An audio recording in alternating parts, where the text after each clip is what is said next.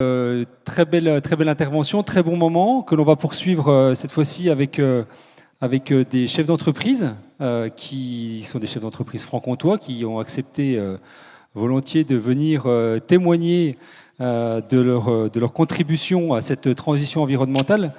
Alors c'est vrai qu'on a décidé de les convier et je les remercie. Je vais leur demander de venir me rejoindre vers moi sur scène. Je vais commencer par Madame Anne-Delphine Beaulieu du groupe LISI, qui est responsable de la transition RSE du groupe LISI. Je vais l'applaudir. Il n'y a pas de... On va accueillir ensuite Madame Varnery, qui est la présidente du groupe Monts et Terroirs.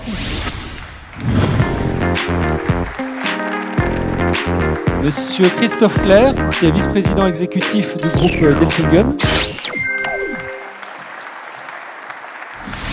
Monsieur Sébastien Fèvre, qui est le dirigeant de la société H26. Et puis enfin Timothée Elkiel, qui est directeur associé du groupe R3 Group. Très bien, mais merci à vous d'avoir accepté cette invitation. Et c'est vrai qu'on a décidé d'aborder ce thème de la transition environnementale cet après-midi. La question qu'on avait posée au départ, c'était en quoi nous pouvons agir pour la transition environnementale. Et c'est vrai que Cédric l'a bien expliqué. Quand on parle de transition, on parle de temps. Ce temps, on a vu, on a une échelle qui nous est annoncée. Et puis ensuite, on parle d'écologie, d'environnement. Et là, tout de suite, on fait le parallèle avec l'économie. Et vous êtes là pour en parler avec nous de cette économie liée au consommateur, sa façon de faire évoluer, comme l'a dit Cédric, notre façon de consommer, de réfléchir. Et du coup, les industriels que vous êtes aussi, votre réflexion va évoluer sur ce domaine. Et en tout cas, merci d'accepter de témoigner sur ce sujet. Alors, on va rentrer tout de suite dans les questions et chacun se présentera rapidement pour présenter son groupe, si vous ne connaissez pas chacun d'entre eux. Et je vais me tourner tout de suite vers Christophe Clerc, parce qu'en préparant un peu cet échange, ce qui m'a marqué dans la discussion que l'on a eue, c'est finalement la prise de conscience. C'est quoi le choc qui fait que, à un moment donné, vous prenez conscience qu'il faut bouger face à cet impact environnemental que l'on est en train de percuter. Et vous avez des micros. Oui, peut-être déjà deux mots sur le groupe Delfingen. Je vais commencer. C'est de l'automobile, c'est transformation de 40 000 tonnes de matière plastique et on fabrique partout sur la planète. Pourtant, pour reprendre les propos de Jean-Charles, on est fiers. On est fiers d'être une entreprise familiale. On est fiers d'être leader sur notre marché. Et notre marché, c'est la protection des câblages électriques. Et donc de participer à cette justement mobilité plus durable et plus responsable. Et sur le choc, en fait, au départ, il n'y a pas de choc, justement. C'est ça le problème. C'est que vous êtes à Anteuil, un petit village à une trentaine de kilomètres d'ici. Vous êtes dans la verdure. Vous êtes très protégé. Vous ne voyez pas le sujet. Vous avez un processus de fabrication qui est, certes, on transforme des matières plastiques, mais qui n'est pas polluant. Alors que la pérennité de l'entreprise est ancrée dans notre ADN, on a mis beaucoup de temps, beaucoup trop de temps peut-être, en tout cas, à être sensibilisé à ce sujet-là. Et puis, quand vous faites le bilan d'une année, vous dites, tiens, Houston, du gel depuis 30 ans, ça n'était jamais arrivé, on est présent à Houston. Philippines, tiens, ça fait 2 années de suite qu'on a les typhons. Vous êtes en Roumanie, et il a fait 50 degrés dans les usines, comme en Inde par ailleurs. Tempête de neige à Niagara Falls, une autre de nos usines. Et vous dites, là, il y a quelque chose qui ne marche pas. Et donc, c'est cette conscientisation, elle vient petit à petit, en se disant, de temps en temps, vous avez des clés qui s'ouvrent. Il faut ces chocs-là, peut-être tous les aligner pour se dire, oui, il y a quelque chose qui se passe. Et puis, à partir du moment où on a dit, il se passe des choses, et on réfléchit dessus, et on l'inscrit dans notre plan stratégique, vous commencez à ouvrir la boîte de Pandore et vous dites oui, nous ne pouvons plus rester inactifs. Très bien. Alors, je fais le lien avec le groupe LISI, puisque Madame Beaulieu, vous représentez ce groupe. Et effectivement, pour vous aussi, il y a une prise de conscience qui est du domaine professionnel, mais qui est aussi du domaine personnel, hein, qui touche au quotidien. Vous pouvez nous en parler de cette prise de conscience? Oui, pas de souci. Donc Lizzie, en 2 mots, c'est une entreprise industrielle. On fait de l'aéronautique, du médical et de l'automobile aussi. On est présent dans 13 pays avec 50 usines. Et comme pour Delfingen, au départ, il n'y a pas de choc. Donc ça vient comment? Nous, c'est venu de plein de façons, mais il faut en citer un. C'est venu d'un petit 10% de true believers, des gens qui, à l'intérieur de l'entreprise, ont commencé à en parler, ont commencé à nous provoquer à différents endroits. Et puis, effectivement, on sentait que le bruit de fond sociétal, et pas que à l'intérieur de l'entreprise, arrivait, le bruit de fond réglementaire aussi. Donc tout ça combiné fait qu'à un moment donné, les chefs d'entreprise, les comités exécutifs commencent à dédier des ressources, à se poser les bonnes questions. Et quand on commence à se poser les bonnes questions et à mesurer, comme disait M. Ringenbach, et ben quand on mesure, et ben on se prend le coup de massue sur la figure et on se dit « waouh, ok ». Et donc on commence à y mettre du monde et des projets. Voilà. Très bien, merci. Je vais passer la parole à Madame Warnery parce que en tant que présidente du groupe Monts et Terroirs, dans un secteur qui a été évoqué tout à l'heure, hein, l'agroalimentaire et l'agriculture, comment ça s'est passé dans votre groupe, sachant que vous avez aussi une pression qui est presque encore plus forte. Donc si vous pouvez nous en parler. Alors, Monts et Terroirs, c'est une entreprise fromagère qui est spécialisée dans les produits sous signe AOP IGP. Hein, le fromage, je vais vous faire rêver un petit peu, même si c'est l'après-midi, le Comté, le Beaufort, le Reblochon. Voilà. Sur donc, la partie Est, hein, sur la filière, donc sur la Franche-Comté, la Haute-Saône, la Haute-Marne et les Savoies. C'est 310 personnes, 250 millions de chiffre d'affaires. Et 118 millions de litres de lait collectés et transformés. Donc effectivement, enfin, la prise de conscience, elle était à 2 niveaux. Moi, à titre personnel, je suis maman de 3 filles, et effectivement, c'est de se dire, quand on, par les médias, par tout ce qui se passe aussi dans le monde, c'est de se dire, bon, qu'est-ce qu'on laisse comme monde à nos enfants? Et donc on a une responsabilité par rapport à ça, puisqu'on est aussi responsable de l'état où on en est actuellement. Et puis à titre professionnel, effectivement, hein, dans les filières agricoles fromagères, il y a des gros enjeux. On en a parlé tout à l'heure. On occupe malheureusement la 2e place en France des plus gros producteurs de gaz à effet de serre. Donc en fait, c'est aussi, on a été pointé du doigt, on est toujours pointé du doigt. Et puis au quotidien, avec nos producteurs de lait, on voit qu'effectivement, les phénomènes de sécheresse qui sont de plus en plus fréquents, qui ont un impact sur l'alimentation de leurs vaches laitières. C'est qu'est-ce qu'on fait et comment on fait pour que demain, ces exploitations soient encore là et que nos métiers soient aussi encore là. Très bien. Alors on le voit, hein, ces prises de conscience, elles sont là. Il n'y a pas de choc, il n'y a pas d'événement, mais il y a un mouvement qui est enclenché, en tout cas, dans vos groupes. Et vous êtes des grands groupes de la région. Alors, on a choisi de faire le parallèle avec une start-up franc-comtoise du Nord-Franche-Comté, et on a la chance d'avoir avec nous Sébastien Fèvre de H26.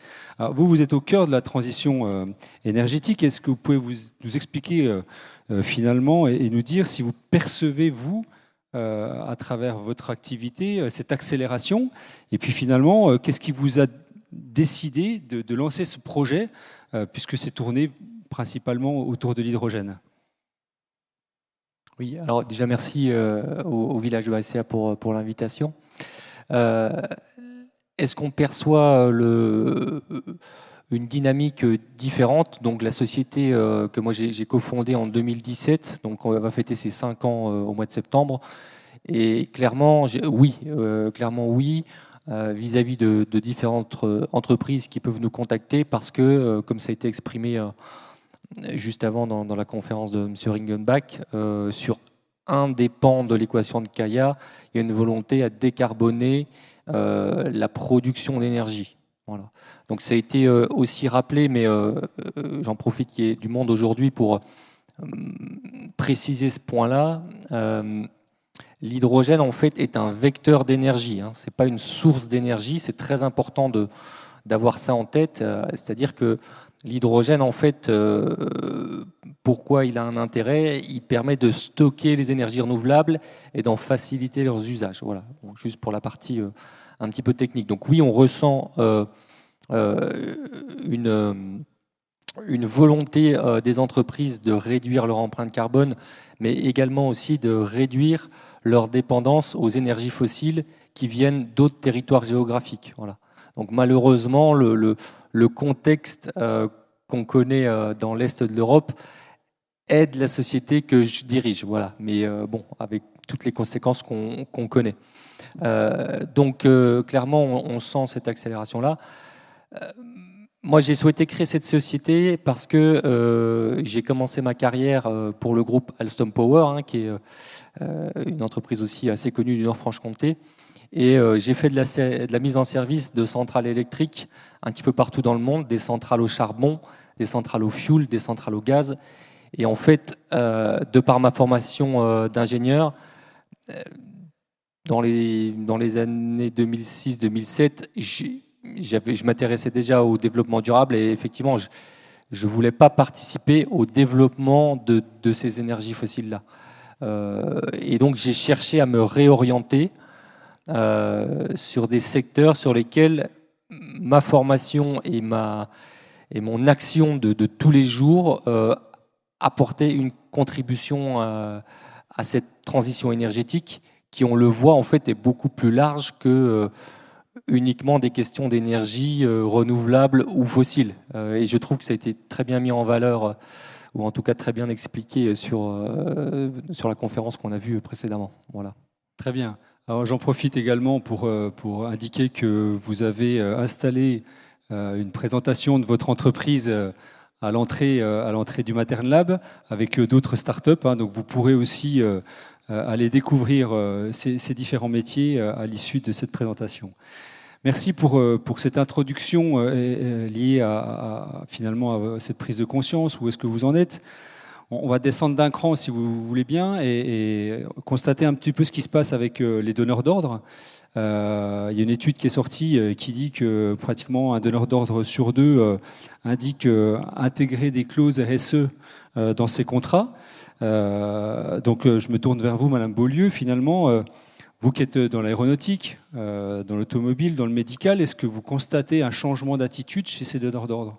Ah, clairement, c'est plus qu'un changement d'attitude, c'est même un changement contractuel fort, avec des signaux importants sur des engagements qu'on doit prendre en tant qu'équipementier de rang 1 ou autre. Et c'est là où on se rend compte qu'en fait, on est tous connectés. Donc on l'a vu dans les démonstrations, mais finalement, quand on participe à une chaîne de valeur pour construire un avion, c'est une quantité gigantesque d'entreprises qui construisent un seul avion.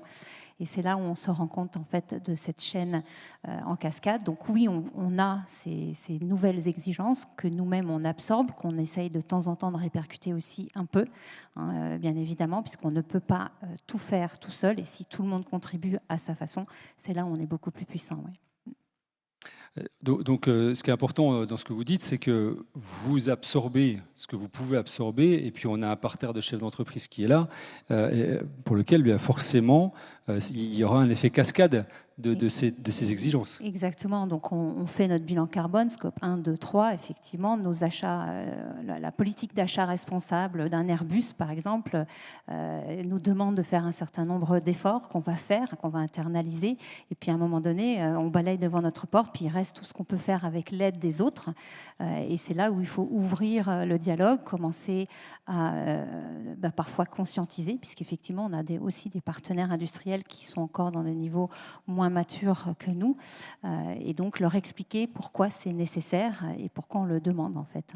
Donc on adapte nos politiques immobilières, nos politiques de CAPEX, nos politiques d'achat responsable, nos politiques de rémunération variable, et on se fixe des trajectoires en ligne avec les attentes aussi de nos grands donneurs d'ordre. Voilà. Très bien.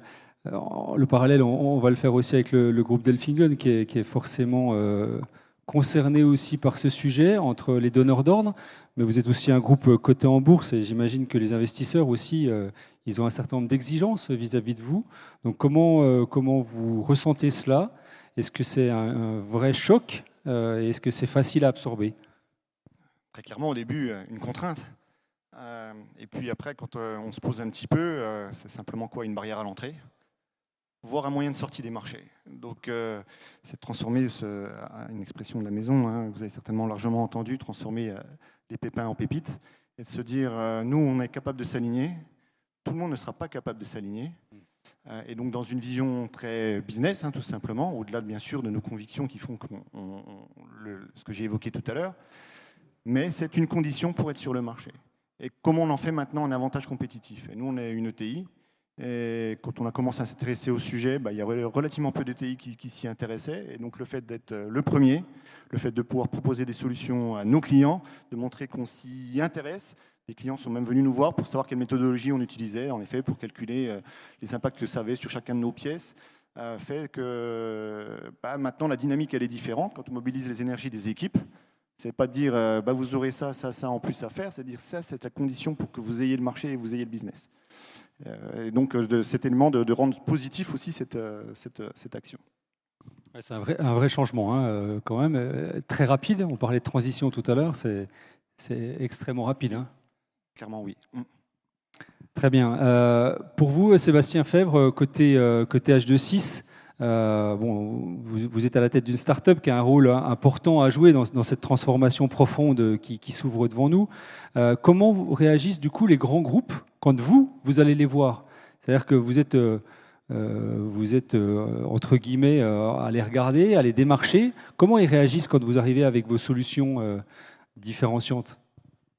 Alors, je vais déjà dire ce qu'on fait parce que sinon après le reste du propos va être un petit peu nuageux pour tout le monde.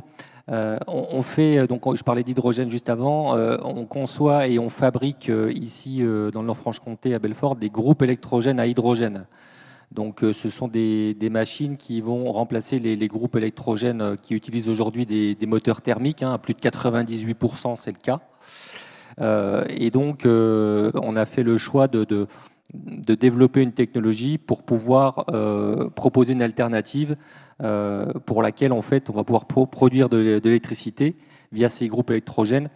Alors de manière décarbonée, sous réserve que l'hydrogène, comme j'ai dit juste avant, soit produit à base d'électricité renouvelable, voilà, ou bas carbone. On parlait du nucléaire tout à l'heure. Voilà.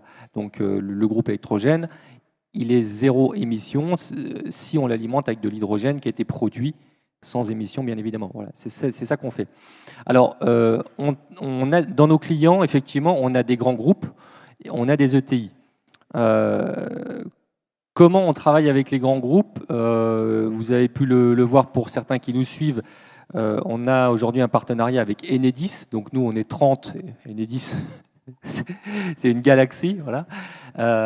Déjà, on travaille avec les entités territoriales de ces groupes. Et généralement, effectivement, il y a des personnes qui ont la mission de travailler sur les démarches RSE, sur les démarches de décarbonation. Aujourd'hui, pratiquement tous les grands groupes ou toutes les ETI ont des objectifs à horizon 2030, à horizon 2050. Et quand ils viennent nous voir, c'est pour remplir une part de ces objectifs. Alors après, ils ont énormément de demandes, mais finalement, quand on commence à échanger avec eux, ils ne se sont pas forcément posé les bonnes questions. Donc déjà, avant de leur proposer, nous, un de nos produits, on va déjà les questionner sur les usages. Parce que, en fait, on ne veut pas leur proposer une solution qui font que finalement, ils vont utiliser l'énergie comme ils le faisaient avant avec les énergies fossiles. Donc ça veut dire quoi? Ça veut dire qu'on va un petit peu les challenger aussi sur l'usage finalement. On ne va pas leur proposer une machine pour remplacer une machine. Voilà. Et en fait, ça déroule un petit peu une pelote, mais pour lesquels finalement ils sont reconnaissants une fois qu'on a fait les premiers tours de roue. Parce que ça va faire bouger un peu les lignes à l'interne. C'est souvent des grands groupes, ils ont souvent énormément de process. Et nous, en bonne start-up, on casse ces process-là, mais toujours pour que ça soit au service de ce qu'on a évoqué juste avant, c'est-à-dire l'environnement, et puis aussi des gens qui les utilisent. Voilà. Donc ça demande d'apprendre à se connaître, ça demande des échanges. Alors bon, nous, on a lancé la société en 2017, clairement, je n'avais pas mis le Covid dans le business plan, mais on s'est débrouillé aussi. J'aime bien ce qu'a dit Christophe, les pépins, les pépites. Là. Donc, les premiers échanges qu'on a fait avec les grands groupes, c'est plutôt en Teams. Et dès qu'on a eu l'occasion, on les a fait venir chez H26. On a fait beaucoup de pédagogie sur l'utilisation des systèmes à hydrogène. Et finalement, on a créé des ambassadeurs Enedis dans le groupe Enedis pour les autres régions. Voilà. Donc ça, c'était super motivant, à la fois pour eux, à la fois pour nos équipes. Ça demande du temps, ça demande des interlocuteurs au sein du grand groupe qui sont ouverts à des nouvelles méthodes. Mais derrière, ça fait vraiment un effet boule de neige et du coup, on le reproduit avec d'autres ETI ou d'autres grands groupes. Voilà. Très bien. Merci. Donc on le voit, hein, il y a une notion de prise de conscience, il y a une question de relation avec les donneurs d'ordre ou avec certains fournisseurs. Et à ce stade de nos échanges, j'aimerais donner la parole à Timothée Elkiel parce que nous avons décidé d'inviter une société qui est un cabinet de conseil et qui accompagne justement les entreprises dans cette démarche. Et finalement, pour vous, la question que j'ai envie de poser, c'est quoi votre vision dans cette transition environnementale de la maturité de ces grands groupes? Vous les percevez à quel degré de maturité par rapport au sujet? Les grands groupes et je dissocierais aussi PME. Et PME, voilà. Après, la frontière est toujours compliquée. Je pense que sur les grands groupes, donc nous on accompagne à la fois des startups et des grands groupes du CAC 40 depuis de longues années. Et sur les grands groupes, clairement aujourd'hui, ils sont rentrés il y a des années sous l'angle plutôt reporting extra-financier, sous l'angle obligation. Donc chaque année, ils devaient mettre leurs données, quantité d'énergie, de carbone, sur leurs déchets. Et donc ils mettaient en place des petites actions. Mais rares sont ceux qui se sont posé la question, ce que tu disais Sébastien, sur mon business model par rapport à l'équation de Kawa qu'on disait tout à l'heure. Personne dans les grands groupes du CAC 40 ont allé jusqu'à cette réflexion. Donc c'est du reporting un petit peu bête et méchant. Certains vraiment l'ont fait d'une manière stratégique en essayant de connecter ça à leur stratégie d'entreprise, leur business model, mais ils en sont encore très très loin. Et donc on en parlait un peu, et là maintenant ils arrivent à un moment donné où ils disent bon quand même, je suis de plus en plus contraint, donc je ne peux pas y arriver seul, donc je vais devoir embarquer mes camarades fournisseurs. Et donc comme ils ne savent pas trop qu'est-ce qu'ils vont faire, ils vont se dire je vais leur demander d'être notés sur EcoVadis par exemple. Et donc les PME, ils vont la plupart du temps rentrer dans la démarche RSE en remplissant des questionnaires, des plateformes, de la documentation, des process, et ils se disent non mais la transition RSE, si c'est ça, c'est pas fait pour moi. Donc maintenant, ce qu'on essaie de rattraper, c'est de se dire à des dirigeants de PME que non, la transition écologique et sociale, c'est pas remplir des papiers. Il y a des choses hyper intéressantes à mettre en place en lien avec vos équipes, sur de la formation, sur de la culturation, et qu'il va falloir maintenant sortir un peu du cadre des actions qu'on fait tous, hein. Beaucoup d'ici, je pense, ont remplacé leur éclairage par des LED, mis en place les tris sélectifs. Mais là, il faut sortir un peu de ça et se dire quelle stratégie d'entreprise je veux construire dans les années à venir qui va vraiment me permettre de réussir les objectifs de l'accord de Paris, les objectifs en matière de réduction des ressources et des déchets. Donc, j'ai envie de dire que quand même tout le monde se pose la question de comment on veut y aller. Maintenant, je pense qu'il faut qu'on se pose sur comment on rend accessible tout cela à une PME qui est de plus en plus contrainte par ses donneurs d'ordre. Et il y a des choses très simples à mettre en place. Et que les grandes entreprises passent, on va dire, de la partie je réponds à des obligations à maintenant je mets en place une vraie stratégie qui va permettre de transformer mon business model. Très bien. Je vois que ça a fait réagir aussi les autres membres de cette table ronde, donc des sujets qui est partagé. Alors, on va rentrer un petit peu dans le cœur du sujet et sur les aspects pratiques, parce que on a besoin, et vous avez certainement besoin de savoir comment finalement chaque entreprise s'est organisée, s'est structurée. Donc, je me tourne vers Madame Warnery pour Monts et Terroirs. Au sein de votre groupe, quelle organisation vous avez mis en place? Est-ce que vous pouvez nous éclairer? Alors, nous, on s'est aperçu quand même que cette transition-là nécessitait d'avoir des gens qui connaissent, et c'est quand même des métiers qui sont techniques pour moi, qui nécessitent d'avoir une certaine compétence. L'exemple qui nous a fait basculer aussi sur un changement d'organisation, au-delà de la prise de conscience, c'est un investissement sur une station d'épuration, de manière très pragmatique. Et on s'est dit, on n'avait pas dans les personnes qui étaient dans nos équipes, on ne savait pas piloter. Donc en fait, nous, on a renforcé notre service technique de 2 personnes. Une personne qui était plutôt sur les stations d'épuration et une autre personne qui est en lien justement et qui pilote l'environnement. Et puis on a changé aussi les choses, c'est dans la façon de conduire et de piloter l'entreprise. C'est-à-dire que pour moi, je suis convaincue que ça se fait que si effectivement on est convaincu qu'il y a un intérêt à changer. Et pour changer, ça va se faire avec toutes les équipes. Et donc on a un système de pilotage où on communique énormément au travers de cette transition. Alors plus largement sur la politique RSE, mais c'est des indicateurs qu'on suit tous les mois, où tout le monde est impacté, où il y a des objectifs qui sont donnés individuellement par rapport à ces objectifs-là, qui sont nouveaux. Hein. Avant, ça n'existait pas. Maintenant, on les met. Et puis aussi au niveau de toutes les équipes jusqu'à l'opérateur, parce que je pense aussi qu'il y a un besoin de vulgariser et d'expliquer ce qui se passe et de le rendre compréhensible. Donc en fait, dans les communications qu'on fait, dans les réunions personnelles, on essaye de donner aussi une information qui soit compréhensible par tous, parce que je pense que c'est le mouvement de tous qui va faire bouger les choses, et que ce n'est pas à une certaine strate pour remplir, comme on disait, des papiers. Alors moi, je suis contre ça, mais le reporting. Mais en tout cas, il faut donner du sens dans ce qu'on fait, et il faut que tout le monde dans l'entreprise puisse comprendre pourquoi on le fait, et qu'aussi à titre individuel, il bouge aussi les choses. Donc je suis ravie parce qu'on a mis en place la fresque du climat, et l'objectif, c'est qu'on le fasse sur l'ensemble de nos salariés et qu'on le mette en place, parce que c'est un outil qui est hyper efficace et qui permet de prendre conscience de ce qui se passe et ce sur quoi on peut intervenir et les plans d'action associés. Voilà. Très bien.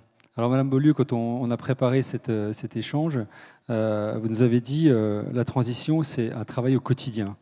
Donc comment vous l'exprimez, comment vous l'avez organisé donc, du coup, dans le groupe LESI? Oui, en fait, ça part de plusieurs éléments. Donc nous, on n'en a pas fait un sujet technique, on en a fait un sujet humain, d'être un agent de transformation. Enfin, moi, je me considère être un agent de changement, quelqu'un qui va faire, de la conscientisation, expliquer, vulgariser, démontrer pourquoi il faut le faire décoller tout le monde de l'axe reporting extra-financier ou quelque chose d'imposé par un grand donneur d'ordre, mais de se saisir du sujet, de se dire non, j'ai la maîtrise de mon destin. C'est pas parce que mon grand client ou en tout cas mes grands donneurs d'ordre m'imposent quelque chose que je peux pas en tirer de la valeur. Et quand on a réfléchi comme ça, en fait, on se rend compte qu'il y a plein de pépites. Qu'il y a plein de pépites qu'on ne voyait pas et que le simple fait de regarder autrement le problème nous amène à voir des gisements de rentabilité, clairement, et de profitabilité qu'on ne voyait pas, tout en faisant du bien aussi à la planète. Donc ce n'est pas forcément pour nous un sujet technique, mais c'est un travail au quotidien, c'est-à-dire qu'il faut convaincre toutes les strates de l'entreprise, de l'opérateur jusqu'au comité exécutif, avec chacun ayant sa sensibilité un peu propre. C'est aussi un travail par l'action, parce qu'à un moment donné, on s'est donné une stratégie, donc une trajectoire. Cette trajectoire, elle est mesurée par des indicateurs de performance et elle se traduit en actions du quotidien. Ces actions, elles sont très diverses dans leur nature. Il y a des actions effectivement liées à l'énergie, hein, donc on va réduire, donc on est plutôt dans l'axe sobriété ou efficience, on va verdir, donc là on est plus dans de mix renouvelable dans ce qu'on fait. On va essayer de compenser en mettant des arbres sur nos parkings, en mettant un peu plus de puits de carbone autour de nos usines, entre autres. Donc ça, ce sont des projets du quotidien. Et puis on va également aller chercher davantage d'engagement, parce que c'est quand l'ensemble du personnel a compris, se sent engagé, qu'on leur a mis du sens, que ça marche le mieux. Et on le fait aussi pour des questions d'attractivité. Ça ne vous a pas échappé que la jeunesse est beaucoup plus engagée que ses propres parents sur ces questions-là et qu'on est finalement bousculé par ceux qui sortent des écoles, qui aujourd'hui choisissent davantage d'aller dans les startups que dans les grands groupes ou les ETI, où ils nous voient plutôt comme partie du problème que partie de la solution. Donc c'est à nous d'agir aussi pour sortir de ce dilemme, parce que s'il n'y a plus de talents qui nous rejoignent, il n'y aura plus d'entreprises dans un petit peu de temps. Voilà les actions du quotidien qu'on mène aussi. Très bien. Très très bien. Alors je me tourne vers Christophe Clerc parce que c'est intéressant, vous avez donné quelques exemples. Christophe, est-ce que vous pouvez nous donner justement des exemples ou un exemple significatif pour Delfingen? L'enjeu principal pour nous, c'est la recyclabilité de nos produits. Je l'évoquais, transformation de matières plastiques. Il faut savoir qu'à peu près 9% des plastiques produits sont recyclés seulement. Et donc là, il y a tout un travail à faire, aussi bien avec la filière amont, donc les producteurs de matières, mais aussi avec les clients, qui ont des exigences vis-à-vis de nous, en disant vous devez réduire vos émissions de CO2, mais quand on propose des solutions techniques, technologiques, avec intégrant plus de produits recyclés, ils nous disent c'est pas au cahier des charges, il faut qu'on change des éléments de cotation. Et donc, il y a toute la filière à amener, mais pour ça nous amène, pour convaincre nos clients, il faut qu'on fasse des efforts d'innovation pour être en mesure de recycler au mieux nos produits ou d'utiliser des matières premières qui elles-mêmes sont recyclées et auxquelles on n'aurait pas imaginé penser. Et c'est vrai que, par exemple, on fait un partenariat aujourd'hui avec, d'ailleurs un partenariat aussi du Crédit Agricole avec Plastic Odyssée. Il se trouve que le déplacement du bateau Plastic Odyssée, qui va traverser les mers du monde, notamment au bord des mers, vous avez beaucoup de décharges de matières plastiques, toutes ces bouteilles que l'on a tous vues, ces sacs poubelles. Et il se trouve qu'en Thaïlande, il se trouve qu'à Cebu, il se trouve qu'au Brésil ou au Maroc, il y a des usines d'Elfingen. Donc de travailler sur comment on peut revaloriser ces déchets, soit par des produits d'Elfingen, soit pour des produits qui sont l'ensemble des citoyens. Et donc ça, c'est un enjeu extrêmement fort pour nous, au-delà, bien sûr, ce qui a été évoqué. Bien entendu, je me permets d'insister dessus, embarquer les équipes, parce que toutes les autres actions n'auront pas de sens et ne pourront être faites si on n'a pas embarqué les équipes, à commencer par les membres du COMEX et du conseil d'administration. Tout à fait. On reviendra sur l'aspect humain, parce que c'est extrêmement important, effectivement.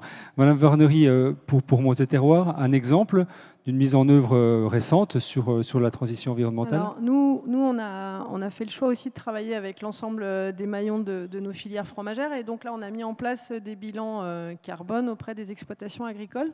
Donc c'est, pour ceux qui connaissent, c'est les bilans carbone CAP 2ER niveau 2. Ça fait 3 ans que je suis dessus et ça commence à aboutir. Donc on a réussi à faire une 50aine d'exploitations dans le bio, en Haute-Saône, et on continue. Donc voilà, c'est aussi de faire prendre conscience en fait au niveau des exploitations laitières, de se dire on fait le bilan carbone sur l'exploitation. Peu importe. Ce qui est important, moi je trouve que c'est quand on fait aussi le bilan carbone, c'est toujours la crainte en disant mais je vais être forcément moins bon. Je vais pas être bon, je vais être mauvais. Et en fait, je leur dis, c'est pas le sujet, c'est de se dire, on est forcément moins bon que quelqu'un tout le temps. Après, ce qui est intéressant, c'est de se dire, c'est quoi le T0, où est-ce que j'en suis et qu'est-ce que je peux mettre en place. Et c'est ça, c'est le plan de progrès qui est intéressant. On le met aussi sur nos sites industriels et il ne faut pas avoir peur de ça. Ce qui est important, c'est de voir où on en est, parce que de rien voir, après, c'est plutôt simple, parce que comme ça, on ne se compare pas. Mais... Donc voilà, donc au niveau des exploitations agricoles, on a enclenché ça. Et puis après, on a toute notre politique d'investissement où en fait, on investit en essayant de réfléchir autrement et de prendre le temps de réfléchir et de ne pas aller se jeter en disant, tiens, je vais m'acheter une bonne conscience en parlant d'électricité verte, mais est-ce que réellement il y a de l'électricité verte et est-ce que réellement il y a un intérêt à le faire ? Voilà. Très bien, merci beaucoup. Sébastien, pour vous, un exemple parlant, parce que vous avez expliqué ce que vous faisiez, mais peut-être un exemple marquant, vous nous l'avez présenté lorsqu'on a préparé cette journée. Est-ce que vous pouvez nous en parler ? Oui, alors je vais donner un exemple qui va parler à beaucoup d'entre vous. Là, on a un partenariat avec les Eurokéennes qui débute aujourd'hui, donc on a mis à disposition des Eurokéennes un groupe électrogène qui permet de décarboner une partie de ce festival. Aujourd'hui, on a des capacités, nous, industrielles, qui sont en train de grandir et on espère effectivement à terme faire en sorte que ce festival il soit totalement zéro émission. Donc là, ça vous donne une idée de ce à quoi peut servir un groupe électrogène à hydrogène. On a également, sur le même modèle, en fait, un groupe qui va faire quelques étapes pour le Tour de France.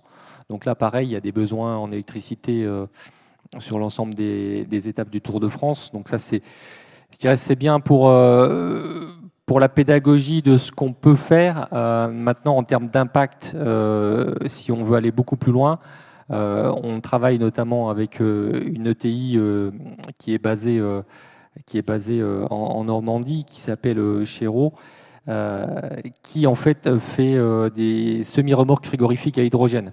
Et on a fait la première semi-remorque frigorifique à hydrogène au monde en partenariat avec eux. Et là, l'impact est beaucoup plus grand parce qu'en fait, il s'agit de décarboner toute la chaîne du froid. Toute la chaîne du froid, donc ça veut dire de la production à la distribution. Et voilà, typiquement, on a actuellement sur les routes les premiers véhicules comme ça qui circulent. Là, actuellement, on transfère des yaourts de la Normandie jusqu'à Rungis, voilà, pour distribuer le marché de l'île de France. Mais voilà, je pense que vous arrivez assez facilement à vous projeter. Derrière, si on arrive à multiplier ces solutions-là, quel impact on peut avoir en termes de décarbonation de l'économie. Ça n'empêche pas que c'est des solutions qu'on apporte pour faire en sorte que voilà, cette filière-là, elle puisse atteindre ses objectifs de décarbonation. Mais comme j'ai dit, ça demande aussi à repenser certains usages pour lesquels, en fait, comme on avait, je dirais, pratiquement zéro limite avec les énergies fossiles, on a développé des usages qui avaient pris, on va dire, cet élément-là comme acquis. Et c'est pas vrai, en fait. C'est-à-dire que là, l'urgence, elle est maintenant.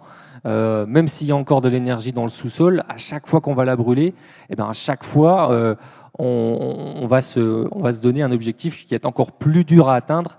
C'est les courbes qui ont été présentées juste avant. Donc voilà, j'encourage chacun à son endroit, puisque j'ai la chance d'avoir le micro aujourd'hui, de réfléchir sur quelles actions il peut mener dans son entreprise et également à côté, parce que c'est le devoir de chacun pour vos enfants, vos petits-enfants, etc., de se dire, voilà, on doit faire quelque chose dès maintenant. Il n'y a plus de questions à se poser. À la limite, vous le faites en mode itératif, vous essayez, voilà, et parce que sinon, on attend sur les autres, on se dit, il y a peut-être quelqu'un qui va trouver la solution miracle, la batterie miracle, ou non. Aujourd'hui, ça a été très bien présenté au début de la conférence, il faut agir maintenant. Très bien, merci beaucoup. Alors on le voit, ces démarches, elles sont extrêmement structurantes pour les entreprises. Et je me tourne vers Timothée finalement sur ce sujet parce que on a face à nous des chefs d'entreprise, des dirigeants de PME qui se posent des questions et qui voient qu'il est urgent de bouger, qu'il est urgent d'avancer. Et finalement, la question que j'ai envie de vous poser, c'est comment vous structurez votre démarche pour accompagner ces entreprises. Vous avez quelques exemples. On discutait tout à l'heure de directeurs RSE partagés, enfin de solutions de ce type-là. Et puis la deuxième question que j'ai envie de poser, c'est quels sont les facteurs clés de succès ? Je vais partir du coup des facteurs clés de succès parce qu'à l'intérieur de ces facteurs clés de succès, il y a la façon dont on accompagne les dirigeants de PME. Je vais revenir en écho parce que du coup, j'avais pris aussi des petites notes pendant que vous parliez. Je pense que le premier facteur clé de succès reste l'humain. Ça, c'est fondamental. Ça fait une dizaine d'années qu'on travaille sur ces sujets et au tout début, on va dire qu'on répondait purement et bêtement à la commande et on faisait le meilleur PPT possible qui restait sous un bureau et qui servait à rien. Pourquoi ? Parce qu'on avait sous-estimé le facteur humain. Et donc humain, ça veut dire quoi ? Ça veut dire embarquer déjà le CODIR, donc la direction. Aujourd'hui, si le CODIR n'a pas validé l'orientation et la volonté d'aller sur ce projet, moi je signe pas de mission, ça sert à rien. On va perdre son temps et l'entreprise va perdre son temps. Et l'autre deuxième point qu'on a maintenant, on essaye aussi de systématiquement imposer ça avant de commencer la mission, c'est d'impliquer quel métier vous allez impliquer dans votre projet de transformation. Parce qu'une PME, vous n'avez pas une personne dédiée qui va pouvoir travailler sur tous ces sujets-là. Donc si on veut que le projet de transition écologique puisse vraiment se diffuser dans toute l'organisation, il va falloir identifier autour du dirigeant ou de la personne sponsor qui va porter le projet au niveau de la direction, les métiers que vous souhaitez impliquer dans le projet. Et vous remettez tout ça dans un comité projet, on appelle ça c'est comité RSE, appelez comité RSE, le problème c'est que ça ne donne pas envie après aux gens, mais donc il faut trouver un nom sympa, dans lequel vous avez un sponsor de la direction et les principaux métiers qui sont impliqués. Une fois que vous avez ça, vous avez la gouvernance du projet, et là, ça va être déjà beaucoup plus simple de structurer la stratégie transition de l'entreprise. L'autre pan de l'humain, il y a embarquer l'humain, c'est bien, donc embarquer le comité, c'est super, mais il faut aussi pouvoir les former. Et donc, si demain on veut que le projet soit pérenne dans le temps, si nous après, dès qu'on est parti, il n'y a personne qui peut continuer le projet, ça sera un coup d'épée dans l'eau. Donc, nous, ce qu'on va essayer de faire, c'est systématiquement former le comité projet sur ces sujets-là et de proposer, il y a des fresques, on est aussi animateur sur la fresque du climat pour lancer les projets. Ça peut être d'autres typologies d'ailleurs d'animation. On essaye vraiment de pouvoir acculturer les personnes en entreprise. Donc ça, c'est dire sur la partie humain. Et une fois qu'on a déjà ça de bien calé, on a une très très grande partie du travail qui est fait. Ensuite, peut-être, me disait Marianne, la technique. C'est vrai qu'à un moment donné, on n'improvise pas la transition écologique dans son entreprise et sociale. Du coup, il faut de la méthode. Alors, de la méthode, comment on fait? On a parlé, il faut commencer par un diagnostic. Et vous allez voir, déjà, on va vous rassurer. En faisant un diagnostic, on va pouvoir vous identifier toutes les choses que vous faites déjà de bien. Et ça veut dire, merde, c'est bon, je ne pars pas de rien. Parce que la plupart des dirigeants, enfin une partie, quand on leur demande ce que vous faites, ils disent, non, nous, sur ça, on ne fait rien. Alors que non, on fait plein de choses. Donc déjà, l'état des lieux permet d'identifier tout ce que vous faites de bien, permet de ce qu'on pourrait faire de mieux. Première étape. Deuxième étape, on va vous remettre dans une salle, une plus petite salle qu'ici, mais en tout cas pour faire une espèce de séminaire avec votre CODIR, le comité RSE, et on va vous faire travailler pour aboutir à des engagements et des objectifs qui sont clairs et qui vont permettre de concentrer, on va dire, l'énergie de l'entreprise sur quelques objectifs. Il peut y avoir un objectif autour du climat, un objectif autour du social, un objectif autour des déchets, mais il y a un certain nombre de sujets qu'on va écarter parce que pas pertinent par rapport à votre activité, pas pertinent parce que ça ne correspond pas aux attentes de vos clients et de vos salariés. Ça va vous permettre de prioriser. Une fois qu'on est aligné avec les engagements et les objectifs, ça va dire, le plus important, c'est comment on y arrive. C'est quoi le plan d'action? C'est quoi la feuille de route qu'on va se mettre à moyen terme? Parce que bien sûr, la transition, ça ne sera pas se faire du jour au lendemain. Donc nous, ce qu'on essaie, c'est au moins de vous projeter à 3 ans. Bon, à 10 ans, c'est bien de se fixer des grands objectifs, mais on sait que le monde est tellement incertain que ça ne sert à pas grand-chose de se mettre trop des plans sur la comète. En tout cas, à 3 ans, on peut commencer à projeter son entreprise. Donc ça, c'est le deuxième facteur clé sujet. J'en ai juste un troisième. C'est du coup deuxième sur la méthode et l'outil. Puis le troisième, on est quand même dans un monde où l'économie a un rôle important. Donc nous, le parti pris, c'est de vous aider à relier l'économie à l'écologie pour que le plan de transformation que l'on fasse puisse être finançable et puisse rentrer dans vos budgets. Pendant des années, on s'arrêtait en disant voilà, j'ai fait les grands objectifs, un peu de plan d'action, et puis on s'arrêtait là.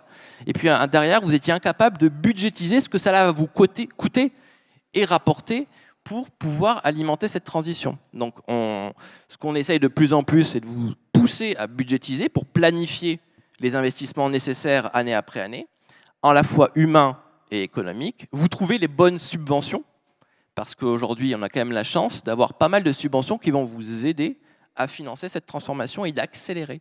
Et je pense que ça, c'est un levier qui est clé. C'est utiliser les bons leviers financiers pour accélérer la transition écologique et sociale, n'oublions pas, des PME. Très bien. Alors, on va rester sur le volet humain. Il y a du social, mais il y a aussi surtout de l'humain. Et je me tourne vers Madame Beaulieu, parce qu'effectivement, quand on a échangé et préparé cette table ronde, on a évoqué les équipes et finalement l'impact que cette démarche environnementale, enfin de transition environnementale, a auprès de ces équipes. Est-ce que vous pouvez nous expliquer les ressentis et les impacts réels?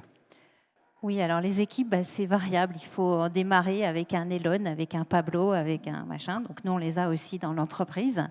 Et donc, on doit, à tous les niveaux, et ça démarre en général bien par le comité exécutif et le conseil d'administration, où on a nos Elon et nos Pablo et nos Serge. Et ça démarre à ce niveau-là. C'est mettre du sens. Et donc, comment on transforme aussi ces gens-là, comment on les amène à comprendre pourquoi c'est important et pourquoi ils ne pourront pas faire l'impasse, et pas simplement parce que voilà, il y a un reporting extra-financier, on les amène à changer de logique. Et c'est un peu ce qu'on a vu tout à l'heure qui vous a amené à comprendre mieux. Alors, on le fait beaucoup moins bien que M. Riggenbach, en tout cas. Moi, personnellement, je le fais moins bien. Mais concrètement, c'est ça. Ensuite, on va dans les échelons un petit peu plus bas et là, on essaye d'aller les amener un peu plus vers l'action. Et vers l'action, donc c'est leur redonner des outils très simples pour dire à ton niveau, tu peux agir. Et donc, on va ramener ça à une équipe locale, à un territoire. Par exemple, là, on n'est pas loin du territoire de Belfort. On a une usine sur laquelle on est en train de faire une turbine hydro pour alimenter en électricité autonome notre siège social. Ça permet de montrer l'exemple. Puis après, il y a une usine qui dit moi, je voudrais mettre des panneaux sur tout mon toit. Et donc là, en Espagne, on est en train d'équiper de panneaux photovoltaïques tout le toit pour la rendre aussi très largement autonome aussi, même si c'est de l'intermittent. Et puis après, il y en a une autre. Et donc, en fait, quand vous les mettez dans l'action, petit à petit, les gens se disent « Ah, mais en fait, c'est pas si compliqué, quoi. Il faut juste se poser la question autrement. » Et si on leur montre ce autrement, ce chemin, et comment se poser les bonnes questions, les gens sont naturellement intelligents et compétents et vont apporter pratiquement d'eux-mêmes un certain nombre de solutions. Puis après, on embarque plein d'autres fonctions. La finance, on fait des crédits impact, les achats, puisqu'on va faire aussi des achats responsables, la supply chain, puisqu'on va repenser la chose, la R&D, puisqu'on va commencer à réfléchir éco-conception. On va amener les RH aussi, puisqu'il y a toute cette partie sensibilisation, adaptation de la rémunération variable, puisqu'à partir du moment où vous commencez à mettre dans les bonus que vous devez réussir un certain nombre d'objectifs en lien avec la RSE ou la planète, ça embarque aussi. Enfin, il y a plein de façons d'embarquer, il y a plein de modèles de pensée différents chez les gens. Et le but, c'est de trouver toutes ces petites clés partout, du conseil d'administration jusqu'aux opérateurs, pour que chacun se lance à son niveau dans l'action. Très bien. Et chez Moser Terroir, Madame Warnery, comment les équipes ont réagi Plutôt bien. Nous, j'ai la chance d'avoir des jeunes, justement, ça rebondit sur ce que vous disiez, c'est que les jeunes poussent énormément. Et en fait, moi, je pars du principe aussi qu'il faut laisser place aux initiatives qui sont sur certaines personnes, qui ont une fonction dans l'entreprise qui est telle qu'elles ont, mais aussi qu'ils ont une initiative et qui entraînent un peu le collectif. Et ça marche plutôt bien. Et donc, j'ai une équipe qui était QVT au départ, dans qualité de vie au travail, qui s'est transférée en QVTE, environnement. Et ils sont 6, mais moi, j'ai rien à faire. En fait, ils me demandent juste de me dire si ça va. Et ils pulsent, ils emmènent les anciens, ceux qui sont un peu réfractaires. Et ça marche bien. Et ça, je pense que c'est assez génial parce que, alors effectivement, moi j'y crois, alors ça, c'est indispensable, mais quelque part, c'est aussi porté par les personnes de l'intérieur. Et ça c'est assez génial sur la capacité après à avancer. Ouais. Très bien. Alors, on le voit, le volet social, il est important pour les équipes qui travaillent dans l'entreprise. Et quand on regarde aussi en termes d'attractivité, les études montrent que 62% des jeunes veulent travailler dans des entreprises qui ont un impact sur l'environnement et un impact également sur l'aspect social. Christophe Clerc, quand on a préparé cette table ronde, vous nous avez dit, finalement, on a été surpris de voir l'impact en termes d'attractivité. Est-ce que vous pouvez nous l'expliquer ? Évident, quand on travaille dans l'industrie automobile et dans la transformation de matières plastiques, on n'est pas forcément le plus attractif. Et ça a été évoqué, notamment pour les jeunes générations, les jeunes aussi ingénieurs et ingénieureux, encore peut-être plus sensibilisés à ces sujets-là. Donc il était important pour nous, dans nos parcours de recrutement et ensuite dans nos parcours d'intégration, d'intégrer cette dimension-là. Et donc, par exemple, là, en ce moment, l'équipe Com est en train de travailler sur un petit outil, une petite présentation ludique, justement pour aussi sortir du sujet de voir tout en sombre. Et donc ça participe à la mise en valeur de l'entreprise. On essaye de communiquer aussi sur ce que l'on fait.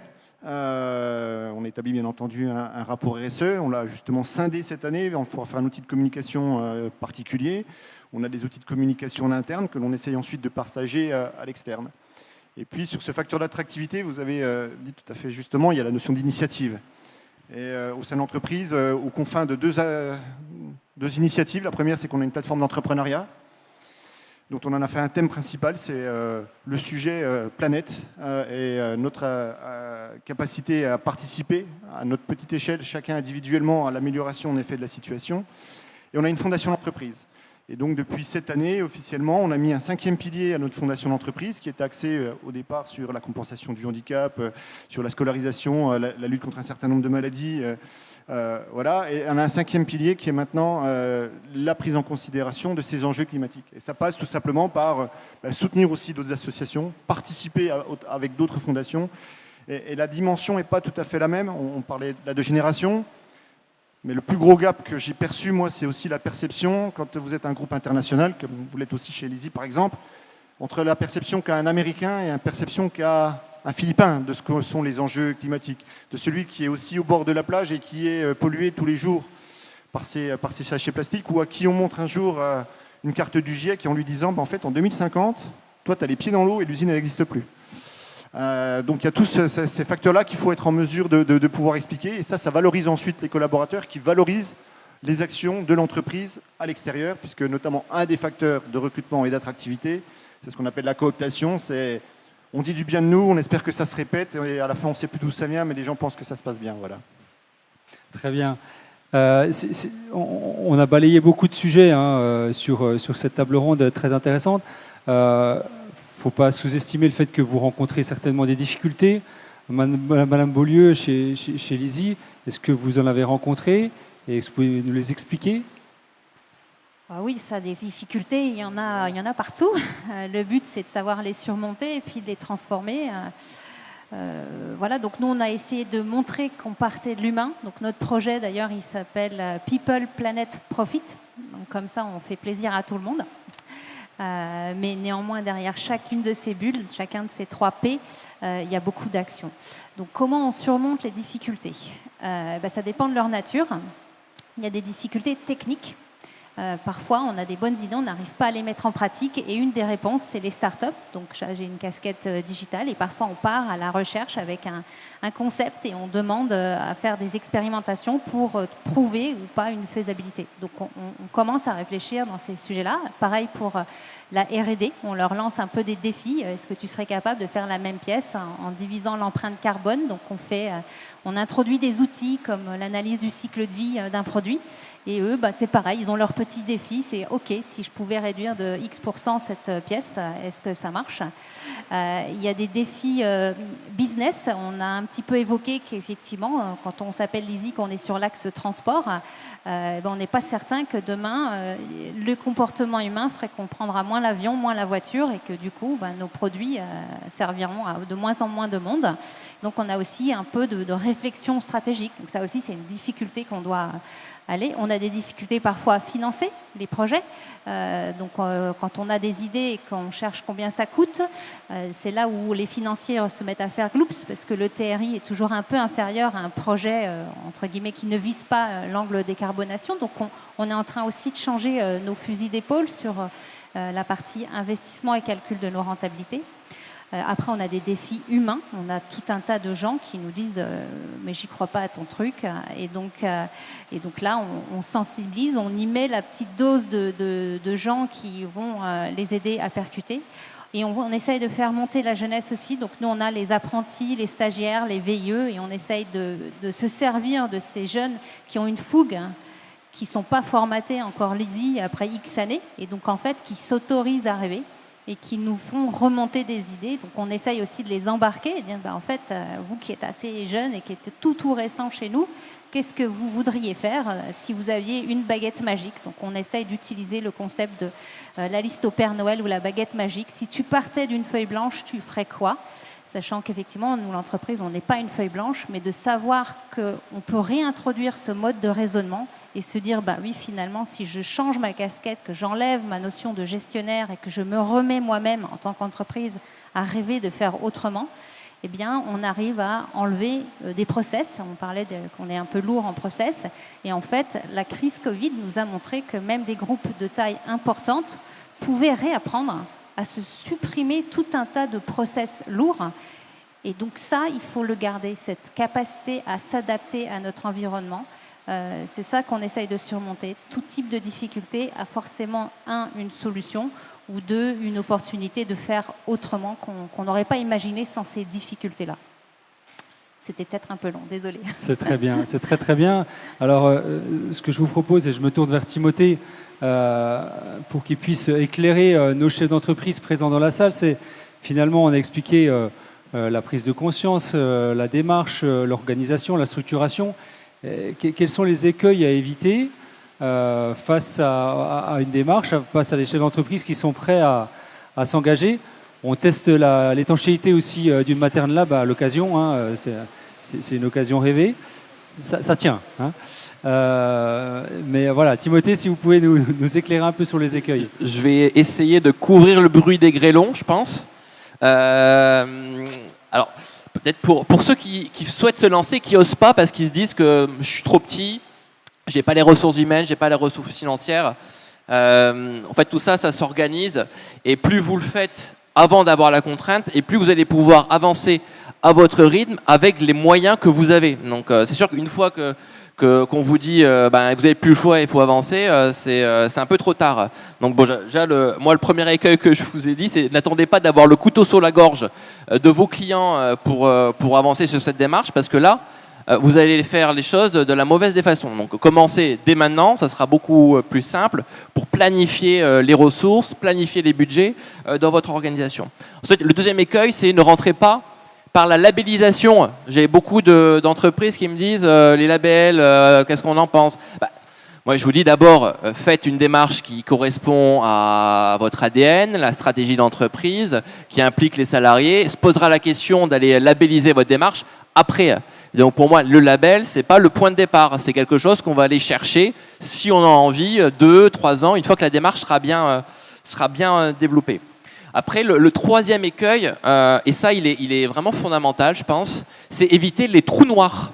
Ça, je pense qu'on l'a tous vécu. C'est super, on se lance sur la démarche, on fait un petit événement, un petit apéro pour célébrer ça avec les salariés, et puis 3 mois après, 4 mois après, il ne se passe plus rien.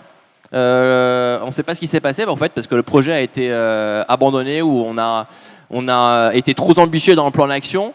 Et ce qui fait que en fait, le truc il s'est effondré. Donc pour éviter le trou noir, il y a 2 choses. Un, c'est dans le plan d'action, prévoyez des actions simples avec des victoires rapides et des actions qui vont être un peu plus stratégiques, qui vont demander plus de temps pour que vous puissiez animer votre démarche en interne et aussi la valoriser auprès de vos clients en externe pour que votre démarche de transition, elle soit perçue tout au long de l'année et pas juste à la fin de l'année ou au début du lancement, pour qu'il y ait toujours quelque chose qui se passe. Ça, c'est vraiment très important d'éviter le trou noir et d'avoir la sensation que vous rentrez dans un tunnel et on ne sait pas quand est-ce que vous allez y sortir.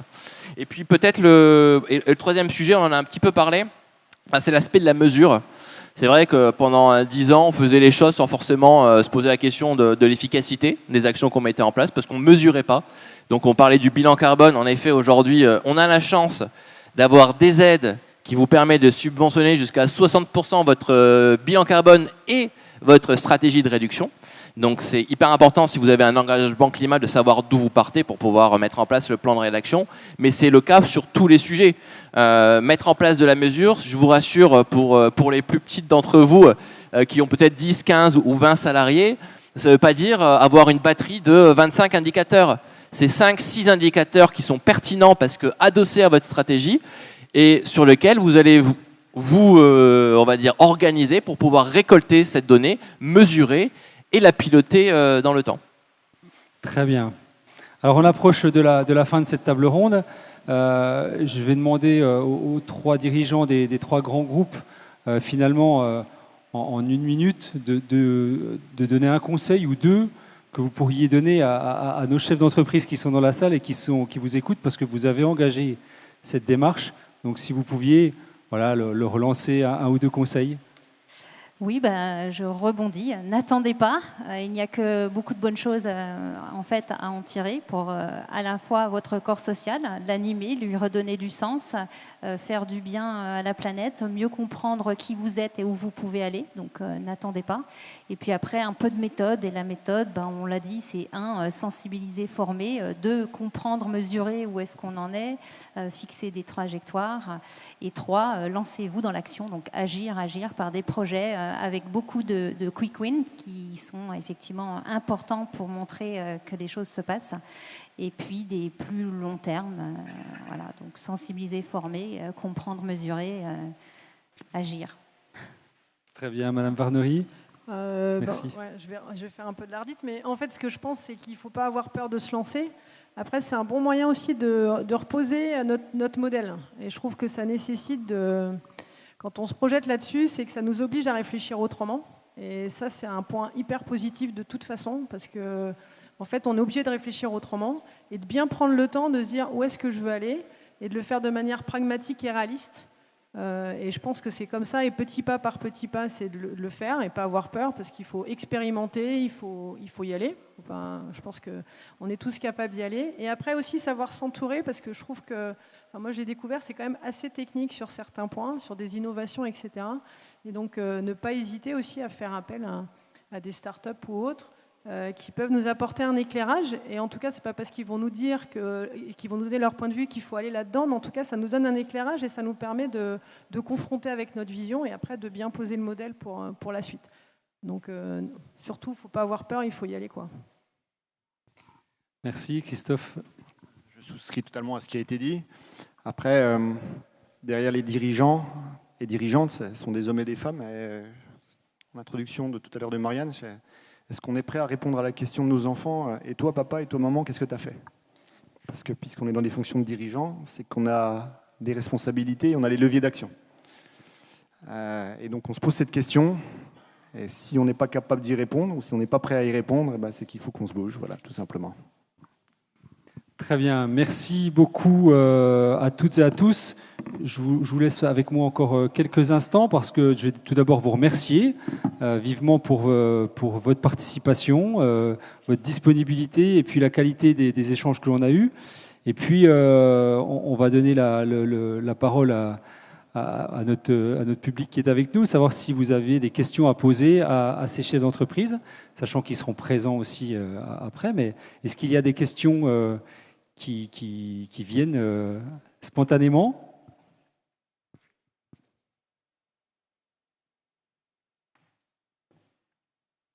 Ça n'a pas l'air ? Si.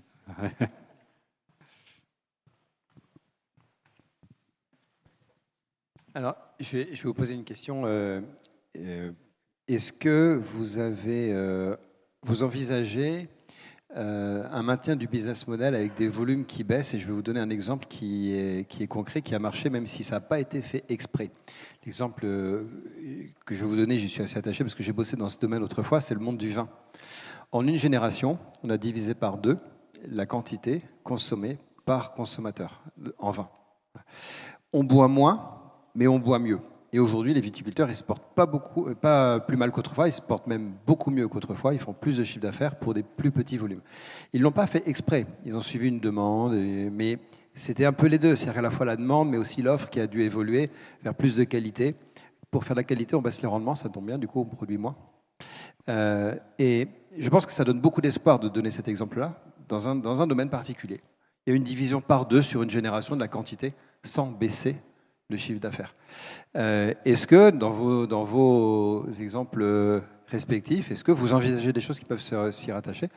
Donc, notamment sur la production de fromage, ça peut avoir des logiques du même type, c'est on va chercher la qualité et baisser les volumes, parce que l'empreinte carbone va être beaucoup liée au volume. Et chacun, est-ce que vous avez des exemples comme ça en tête de ce qui pourrait être fait prochainement ? Alors, sur le fromage, je vais raisonner plutôt globalement. Malheureusement, la filière laitière est en train de perdre des exploitations laitières. Donc, de fait, il y aura moins de lait, donc il y aura moins de fromage ou de lait, parce qu'on est sur des tendances à -3, -5%. C'est les prévisions qui se donnent. Sur nos filières AOP, IGP, en fait, ces filières-là sont je trouve qu'elles ont une intelligence qui a démarré très tôt, puisqu'en fait, ils ont établi des plans de campagne. Donc, en fait, les plans de campagne, c'est quoi ? C'est je dis, j'autorise ou pas à produire plus ou pas en fonction du marché, des stocks, et pour faire que la filière, elle continue à être saine et qu'elle ne soit pas Quelle n'est pas une volonté productiviste qui amènerait à la perte en fait, de valeur dans ces filières. Alors c'est essentiellement la filière comté est souvent citée, hein, c'est une des premières AOP et c'est une très très belle filière comté qui a été créée.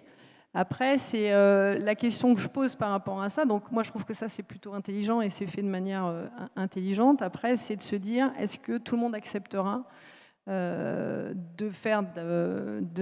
stagner en termes de volume et jusqu'à quel moment on va arriver, parce qu'il y a toujours une recherche aussi de croissance-valeur, et c'est à un moment donné jusqu'où la valeur va être atteinte et qu'est-ce que ça implique aussi sur un certain nombre d'acteurs, et ça voilà, c'est une interrogation. Alors oui, c'est une question très vaste. Donc nous, on est dans le secteur des transports. On va dire, nos pièces participent à la production d'avions et de voitures. Sur la voiture, on va dire, le monde occidental va aller quand même vers une réduction du nombre de véhicules parce qu'il y a de plus en plus de mobilité, il y a de plus en plus de trottinettes électriques, il y a d'autres façons de voyager, il y a du partage, il y a du blablacar, il y a tout un tas de choses qui montent, qui font que à un moment donné, et vous le voyez chez les jeunes, si vous regardez l'âge moyen d'obtention du premier permis, il ne cesse de monter. C'est-à-dire qu'en fait, ils s'aperçoivent qu'ils peuvent concrètement se déplacer sans posséder un véhicule. Donc, pour la partie monde développé, il y a de fortes chances que la part du volume réduise. Pour le monde moins développé, c'est moins sûr. C'est-à-dire qu'on ne sait pas encore, effectivement, s'il y a encore des besoins dans d'autres continents moins bien lotis que les nôtres.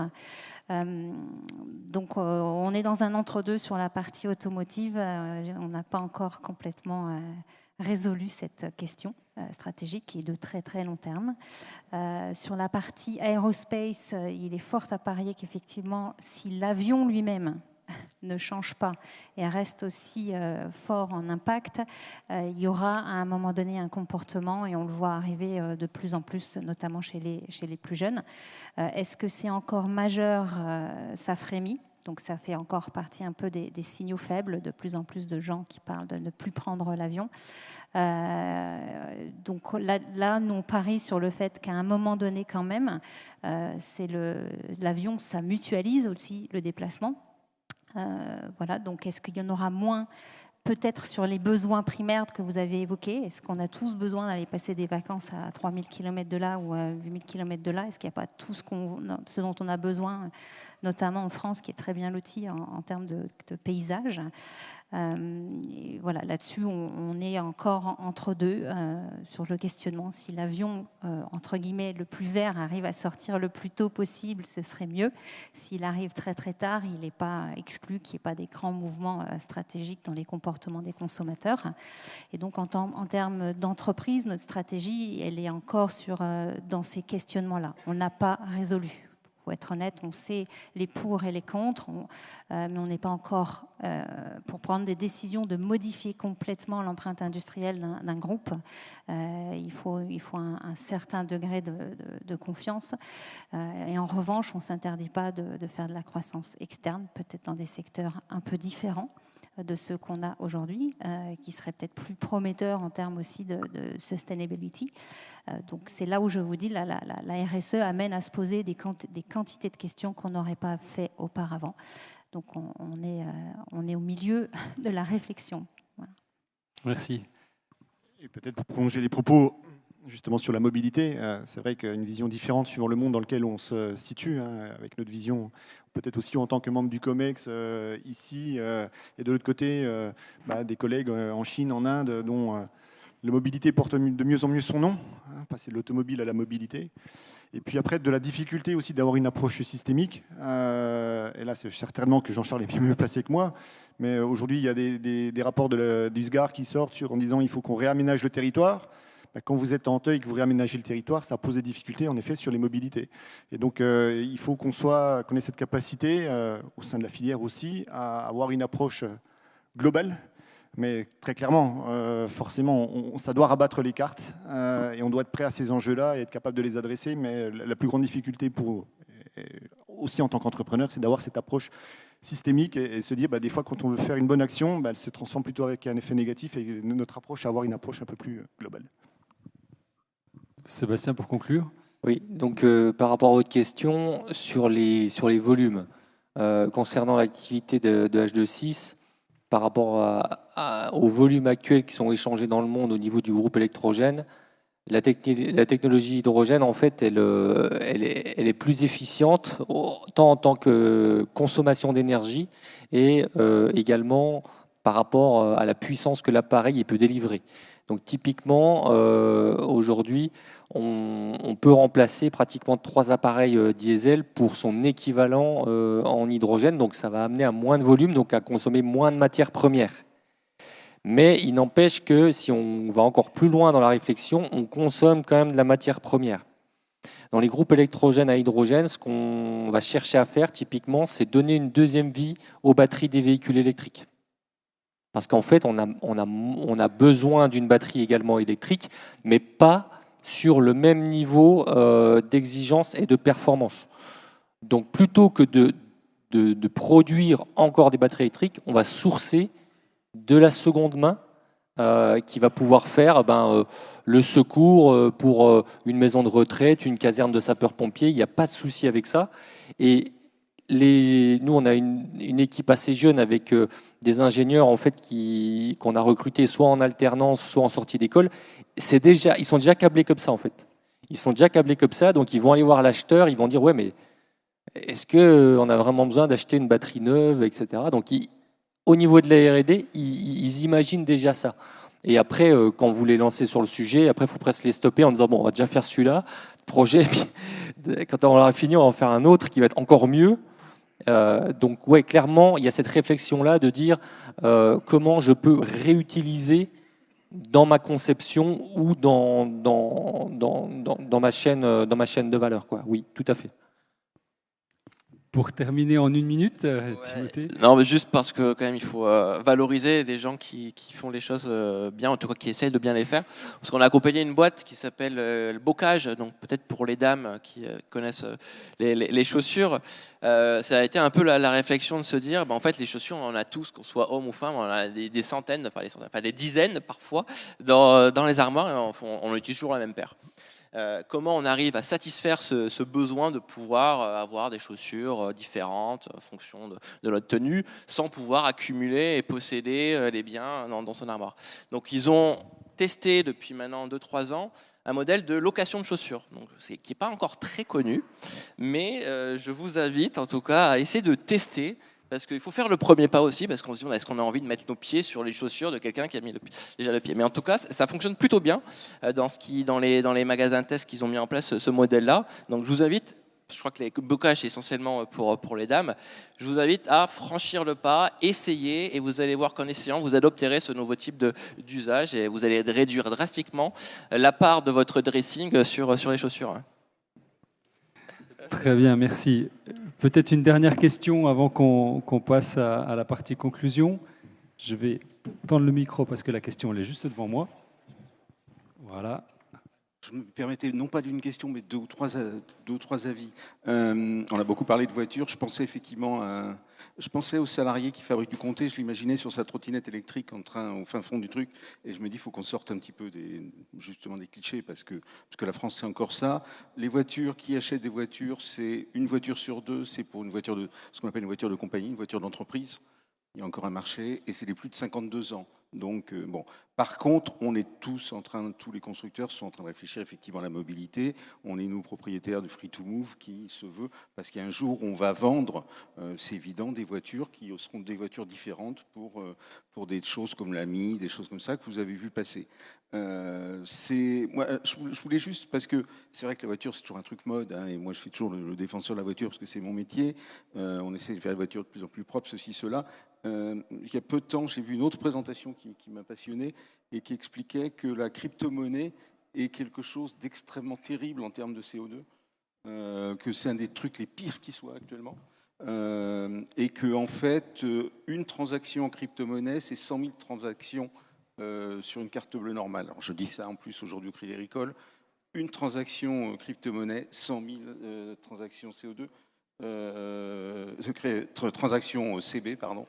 Et on sait que ce qui se passe actuellement, par exemple, c'est pas moi qui l'invente, hein, on sait que ce qui se passe en Chine, par exemple, avec des problèmes d'électricité, c'est beaucoup aussi dû à la crypto-monnaie, à des gens qui jouent avec les crypto-monnaies, qui sont en train de bouffer beaucoup d'énergie. Voilà, c'est tout.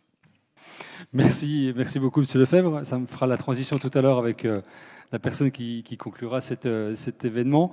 En tout cas, encore une fois, merci. Je vous demande d'applaudir l'ensemble de nos participants. Et je vous invite à rejoindre votre place. Merci beaucoup. Merci. On va passer à la dernière phase qui va être la phase de conclusion de cet événement. Je reprendrai le micro juste après pour vous donner quelques consignes sur la deuxième partie de cet après-midi.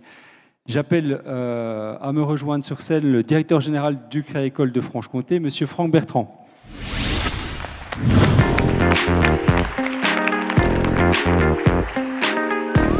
Bien, je vais pas faire très long parce qu'il fait chaud dans cette salle. Et puis, je voudrais d'abord effectivement remercier tous les acteurs de la table ronde, puisque c'était quand même une belle tête d'affiche avec des belles entreprises. Donc ça, c'est le premier remerciement. Vous remerciez vous, parce qu'effectivement, c'est toujours une idée soumise et intéressante de vouloir partager un sujet plus que d'actualité avec une belle table ronde. Encore faut-il que nous ayons suffisamment de public pour pouvoir partager ces sujets qui sont des préoccupations de chacune des entreprises aujourd'hui. Et quand je dis chacune des entreprises, nous, Crédit Agricole, nous sommes concernés par ce sujet-là. Et nous, Crédit Agricole, Franche-Comté, nous ne sommes pas forcément en avance par rapport à tout ce qu'on a entendu cet après-midi. Et pour revenir sur la table ronde, moi, ce que j'ai entendu, et c'est vrai que je pense que c'est tout ce que vous avez en tête, c'est du sens,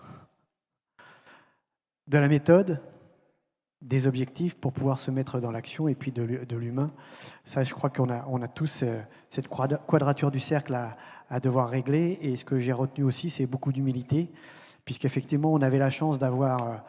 Vous aviez la chance d'avoir face à vous des entreprises qui sont bien avancées. Mais encore une fois, je pense que sur ce sujet où beaucoup de questions nous sont posées, et comme je le dis souvent, beaucoup de questions vont arriver encore qu'on n'imagine même pas, je pense qu'il faut savoir être humble à tous les niveaux. Quand on a le sentiment d'avoir déjà bien avancé, c'est de se dire qu'il nous reste encore beaucoup de chemin à parcourir. Et surtout, lorsqu'on n'a pas encore commencé, c'est surtout ne pas baisser la tête. C'est juste effectivement essayer de rencontrer ceux qui sont un peu plus en avance, se nourrir des idées. Et surtout, ce qui me paraît important, c'est se faire aider pour construire sa feuille de route, parce que c'est bien beau de donner du sens, c'est bien beau d'avoir de la méthode, mais encore faut-il pouvoir se poser et écrire une feuille de route pour démarrer. Et je pense que vous l'avez peut-être évoqué au début de la table ronde, puisque je suis arrivé en cours, mais c'est comment se passe le démarrage. Et déjà, démarrer, c'est un vrai sujet. Donc, moi, ce que je retiens, c'est beaucoup d'humilité. 2, il faut oser. 3, nous, Crédit Agricole, encore une fois, on est comme vous une entreprise. Donc, comme vous, on doit être exemplaire. Comme vous, on a des salariés qui sont aussi des citoyens. Si on embarque nos salariés, il y a de fortes chances qu'on embarque et qu'on fasse bouger nos citoyens. Comme vous, on doit être acteur, c'est-à-dire que vous avez des clients, vous avez des fournisseurs. Donc, vous êtes nos clients. On doit aussi proposer à nos clients des nouveaux services. On doit imaginer également des structures pour peut-être aider les entreprises qui ne sont pas forcément suffisamment capitalisées pour investir, parce que ces sujets-là nécessitent aussi parfois beaucoup d'investissement, et on sait que les entreprises en France ne sont pas toujours suffisamment capitalisées. Et puis, il y a peut-être une autre dimension que nous avons, c'est cette dimension d'être une banque, d'avoir plusieurs filières face à nous, d'être sur un territoire où on a des réseaux multiples, et donc de pouvoir être fédérateur. Et donc, ce qui nous amène à revenir à cet après-midi, c'est de faire en sorte qu'on puisse, chaque fois que possible, donc n'hésitez pas à user et abuser. Je considère que c'est un de nos rôles de pouvoir être fédérateur, de pouvoir écouter les besoins des filières, de nous asseoir à côté des filières pour comprendre la problématique de chacune de vos filières et de pouvoir se poser la question vis-à-vis de la question RSE, puisque au-delà des aspects environnementaux, il y a vraiment les 3 lettres, c'est comment nous, Crédit Agricole Franche-Comté, nous pouvons aider l'ensemble des parties prenantes du territoire à aborder certains sujets. Donc voilà, et si je dis ça, c'est encore une fois en toute humilité, parce que l'humilité, vous avez su la partager et je vous en remercie. Et puis, encore un grand merci d'être venu témoigner et un grand merci d'être venu assister à cet après-midi. Voilà. Merci à tous. Merci Franck. Merci beaucoup. Alors avant de rejoindre le buffet qui sera installé juste à côté, quelques précisions sur la suite de cet après-midi et de la soirée. Pour un certain nombre d'entre vous, un grand nombre d'entre vous, eh bien, il est prévu de poursuivre cet après-midi au Festival des Eurokéennes. Pour cela, vous avez reçu à l'entrée, on vous a remis un chapeau. Comme il fait un grand soleil, on a décidé de vous offrir un chapeau pour vous accompagner aux Eurokéennes. Vous en aurez peut-être besoin. Et puis, vous avez reçu également donc, des entrées qui vous permettront donc, d'accéder au festival. Petite précision, pour un certain nombre d'entre vous, vous avez accepté ou accueilli favorablement notre proposition qu'on vous emmène jusqu'à l'entrée des Eurokéennes. Donc pour cela, pour ceux qui vont en bus aux Eurokéennes, nous vous donnons rendez-vous à la Chambre de commerce et d'industrie de Belfort. C'est là que les bus partiront direction le lac de Malsaucy, donc direction les Eurokéennes. Donc le rendez-vous sera à la Chambre de commerce et d'industrie de Belfort. On vous donnera le go au moment du buffet. Et puis on se retrouvera là-bas à la Chambre de commerce et vous montrez dans le bus vous déposera juste devant l'entrée des Eurokéennes. Donc ça vous évitera une longue marche pour pouvoir accéder jusqu'à l'entrée. À l'entrée, vous avez un accès mécène qui vous est réservé. Donc ne faites pas la queue sur la gauche où vous allez avoir beaucoup de monde et beaucoup de festivaliers. Vous aurez un accès privilégié qui vous permettra d'éviter de faire la queue. Et puis, on avait un peu anticipé parce que quand Stromae vient chanter à Belfort, généralement, il chante sous la pluie. Et c'était le cas la dernière fois, donc ce sera peut-être le cas ce soir. Donc l'espace où vous serez accueillis pour assister au concert sera un espace couvert et donc vous serez protégés. Il n'en demeure pas moins qu'il est important d'avoir les chaussures qui sont adaptées et puis éventuellement un kawaii ou un poncho pour traverser l'ensemble du festival. Voilà quelques précisions sur la suite des événements. Ah oui, voilà. Le retour, effectivement, j'ai dit l'aller. On arrivera vers 19h, 19h15 Eurokéennes en fonction des bouchons. Et puis pour le retour, on a prévu 2 navettes pour ceux qui veulent rentrer plus tôt ou ceux qui veulent rentrer un peu plus tard. Donc il y aura des navettes, une à minuit, une à 1h du matin, devant l'entrée des Eurokéennes, là où le bus vous aura déposé. Et donc ce bus vous ramènera directement à la Chambre de commerce et d'industrie de Belfort pour que vous puissiez rentrer dans vos pénates. Voilà en tout cas ce que je voulais vous dire pour préciser. Je tiens encore une fois à vous remercier pour votre participation et remercier tous les intervenants de cet après-midi pour la qualité de leurs interventions. Merci, à très bientôt et à plus tard autour d'un verre.